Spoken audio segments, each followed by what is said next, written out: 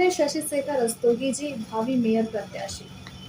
क्या लगता है आपको कि आपके शहर में क्या कुछ काम ऐसा अधूरा रह गया जो नहीं हुआ जिसको लेकर आप चुनावी मैदान में उतर रहे हैं? देखिए, काम तो अधूरा पूछा जाए तो हर डिपार्टमेंट भी जो है आपका नगर निगम का अधूरे ही काम के बदौलत अभी जिंदा है। कोई भी योजना बनती है पूरे तौर से कारगर नहीं हो पाती, इसलिए कि सबसे पहले तो उसमें पैसे का बंदोबस्त होता है कि कौन कितना खा सकता है। और तब योजना जो बचता है पैसा वही योजना में लगती है, वो भी इस ढंग से नहीं लगती, इसलिए कि कार्य योजना नहीं आपकी सही। काम को किस तरीके से कराना है, किससे कराना है और कैसे कराना है, ये मायने रखता है। एमबीए जो पढ़ाई होती है इसी चीज़ की होती है। और यहाँ जो लोग हैं वो पढ़ाई ये पढ़ते हैं कि पैसा कैसे बांट के खाया जाए। तो हमको सबसे पहले इस पे लगाम लगाना है।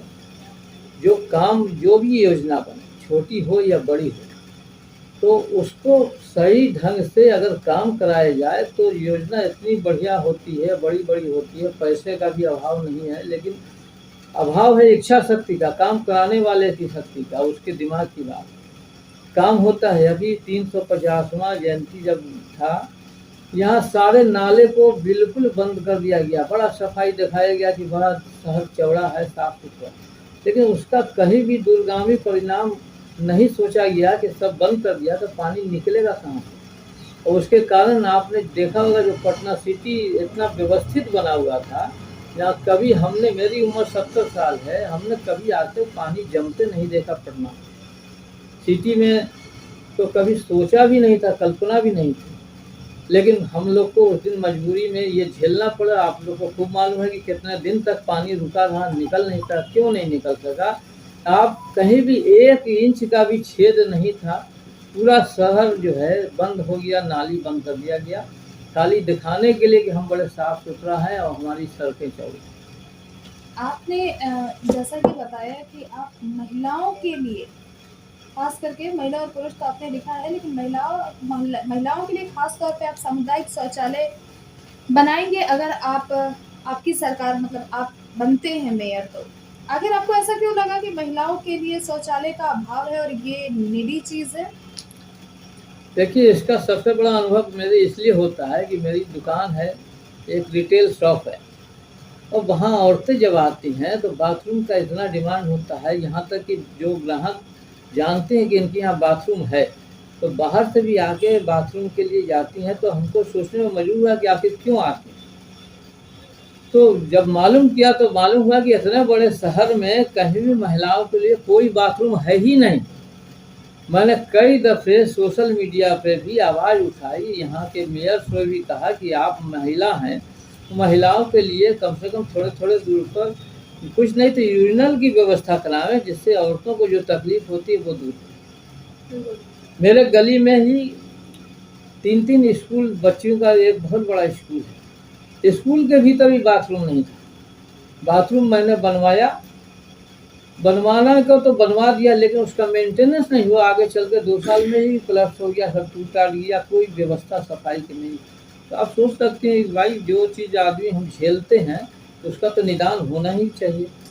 आखिर वो क्या रीज़न था कि बिजनेसमैन से लेके आपने समाज सेवा किया और अब आप पटना को बदलने की चाह रखते हैं? क्या सोच थी इसके पीछे? देखिए, बिजनेस होता है पैसा कमाने के लिए, और हर आदमी की कोशिश रहती है कि अपना जीवन स्तर सुधारें, इसलिए कि अगर उसके पास पैसा नहीं होगा तो कुछ नहीं कर सकता। दूसरी बात, समाज सेवा की बात किसी के कहने से नहीं होती, आपके दिल में जज्बा होना चाहिए काम करने का। और मेरा आज से नहीं 25 साल से ये प्रयास रहा कि पटना सिटी ने अगर हमको कुछ दिया है तो हम पटना सिटी को भी कुछ दें। और जो भी आप देख रही हैं, हमने मेयर का चुनाव की तो इस साल अभी की बात है।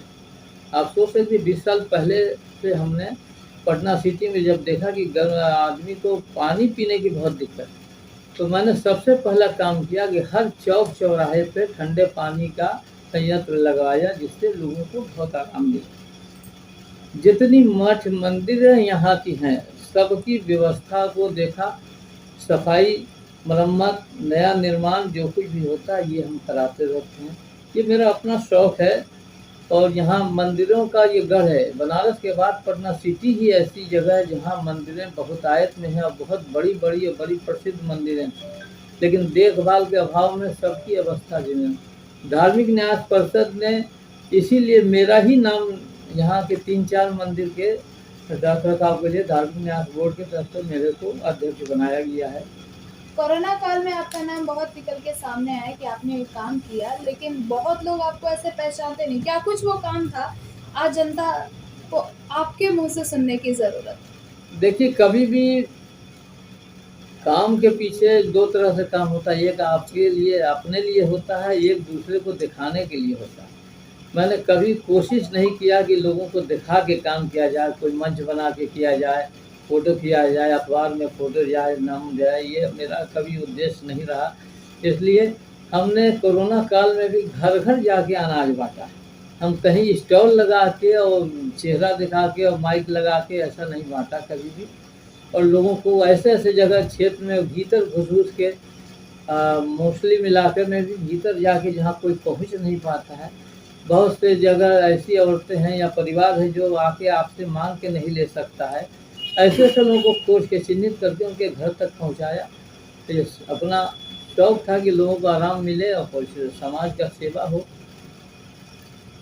अगर आप आते हैं, अगर आप बनते हैं मेयर, तो कुछ ऐसे महत्वपूर्ण काम बताइए जो ऐसा लगे कि बिज़नेसमैन हो या आम आदमी हो, उसके हक की बात हो।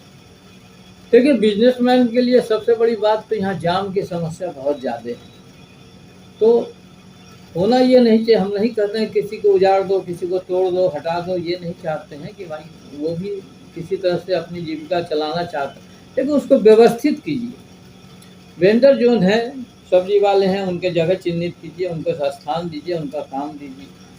जो वेंडर हैं उनको भी आप बेचने के लिए सहूलियत दीजिए। उनके कारण जाम नहीं लगे, इसकी व्यवस्था कीजिए कि बेतरतीब ढंग से वो खड़ा नहीं करें। टेम्पो वाले जहाँ-तहाँ खड़े रहे, ट्रैफ़िक की व्यवस्था सुधारी जाए। ये सब जो काम होता है, महत्वपूर्ण काम होता है, इस पर थोड़ा-सा भी अगर ध्यान दिया जाए तो निश्चित है कि जाम की भी समस्या हल हो जाएगी, बिज़नेस बढ़ेगा। दूसरी चीज़ ये है कि आप जो कहती हैं कि आप क्या करेंगी, तो एक हम लोग जो भी पोस्ट पे जो आदमी जाता है उसका भी एक दायरा लिमिटेड होता है, जो उसका तो कहता है कि आप हाथ में ये ताकत है। तो जहाँ-जहाँ भी मेरे हाथ में जो भी ताकत आवेगी, निश्चित है कि हम उसका उपयोग जनता की भलाई के लिए करेंगे। जैसे कहीं शौचालय नहीं, मेरी पहली प्राथमिकता होगी कि हर वार्ड में शौचालय का निर्माण ज़रूर हो, उस ऐसा शौचालय हो जिसकी देखभाल हो। ये नहीं कि बना के छोड़ दिया और कल को जिस हाल में रहता है कि आदमी कुत्ता भी नहीं जा सकता है, वैसा नहीं होना चाहिए। यहाँ 25 यूरिनल बनाया गया था, लेकिन मेरे ख़्याल से 3-4 महीने के भीतर ही खत्म हो जाता है। दूसरी चीज़ है कि प्राथमिक शिक्षा भी हर वार्ड में है, स्कूल हैं, बहुत सी जगह छोटी स्कूल भी है, उसकी व्यवस्था हो जिसमें बच्चे आएँ तो शांति से पढ़ें और अपने को डेवलप करें, उसकी व्यवस्था होनी चाहिए। प्राथमिक चिकित्सा केंद्र का बहुत अभाव है। हमने देखा है कि खासकर ग्रामीण क्षेत्र वगैरह में हम लोग कैंप वैम्प लगाते हैं, कभी दादाबाड़ी के नाम से लगाता है, कभी मारवाड़ी सेवा समिति के नाम से। तो वो ये भी बहुत ज़रूरी है कि हर वार्ड में आपको चिकित्सा केंद्र निःशुल्क होना चाहिए कि जिसमें गरीब लोगों को बहुत मदद हो, उनको दवा भी मिले और उनको चिकित्सा की सुविधा हो, अच्छे डॉक्टर भी बैठें। ये सब कुछ बुनियादी ज़रूरत है जो सबसे पहले ज़रूरी है पटना के लिए, जो होना चाहिए। जनता से क्या अपील करना चाहेंगे आप? जनता से अपील तो यही करते हैं कि आप जो चाहते हैं कि आपका मेयर सब काम करे, तो खाली मेयर अकेले नहीं कर सकता है, अगर आप उसका सहयोग करेंगे। जैसे कूड़ा उठाने की बात है, कूड़ा उठाने का एक टाइम होता है, उस टाइम के पहले अगर आप कूड़ा अगर निकालती हैं और कूड़ा उठ जाए तो शहर अपने आप स्वच्छ हो जाता है। और हमको बताने की ज़रूरत नहीं है कि छठ में आप किस तरीके से शहर को साफ-सुथरा रखते हैं। अगर वही जज़्बा आप साल भर बना के रखें तो क्यों नहीं शहर साफ होगा? ये खाली एक अकेले मेयर और पार्षद का काम नहीं होता, सारी जनता को इसमें जागरूक होना। और मेरी कोशिश ये रहेगी कि हर मोहल्ले लोगों को जागरूक करें कि भाई आप सफाई के प्रति खुद जागरूक होकर इसमें सहयोग करें, तभी संभव है कि ये आपका जो भी कार्यक्रम है सफल होता है। सरकार योजना बना देती है, लेकिन उसका क्रियान्वयन नहीं होने से ही गड़बड़ाता है। अगर सही तरीके से उसको लाया जाए प्लेटफार्म पर तो निश्चित है कि काम होगा, अच्छा होगा।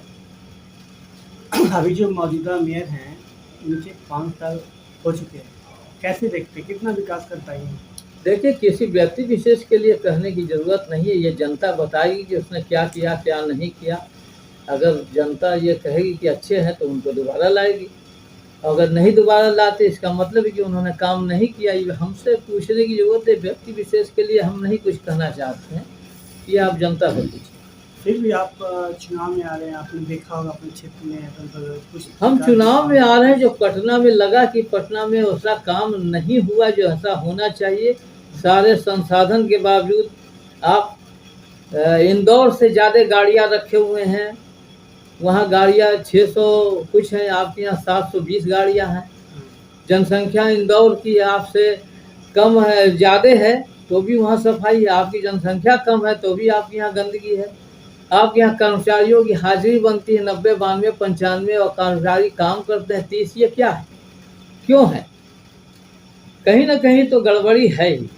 तो आप इसको अगर दूर कर लेते हैं और जनता का सहयोग मिलेगा, सामंजस्य बैठा के आप काम करेंगे। मैं किसी को तंग नहीं करना चाहता हूँ, ना किसी के प्रति विद्वेष है, लेकिन मेरा कहना इतना ही है कि जो भी आपके पास साधन है उसका उपयोग ढंग से करें, तो निश्चित है कि काम आपका सफलतापूर्वक होगा। भैया तो अपना नंबर बता दीजिए।